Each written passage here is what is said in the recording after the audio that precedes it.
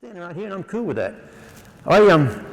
So I talked before about we moved back to Australia in 2006 and I went to pony club as a kid in Australia, and my town used to have this pony club camp during one of the school vacations, and it's a week-long camp, and you move in on a Sunday and then you have your horse stalled there and you have these big barn things that you camp out in. All the boys are in one and all the girls are in another and stuff like that, and it was fun as a kid. Soon as we moved back there, they asked me would I do a running demonstration at the camp. You know, it was like on the Wednesday or something. And so they've got a covered dressage arena, so it's 20 metres wide, 60 metres long, which is 66 feet wide and, you know, whatever. And the fence is about this high, and there's 300 kids and their ponies standing around the outside of this thing with their ponies. The fence is not much higher than this thing right here. There's 300 kids with their horses' ponies hanging over the fence, and so I came in to do this running demonstration on a 3-year-old stallion I was training. Anyway, so I come in and I do the whole demo and whatever, and I said, does anybody have any questions?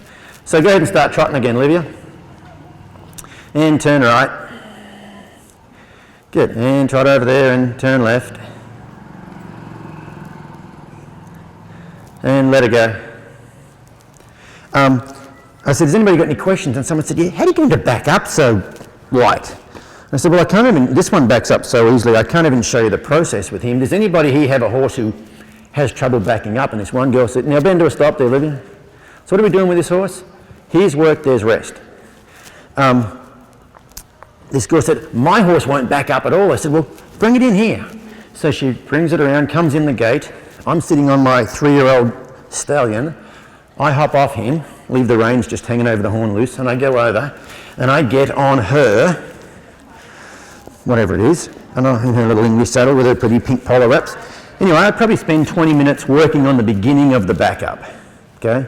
And after about 20 minutes, I can close my fingers and the horse will break at the pole, shift its weight back and back up one step, and that's the start of it. So it took me about 20 minutes and I got off and I said, so that's the start of the backup. That's not really the whole thing, but that's the beginning of it.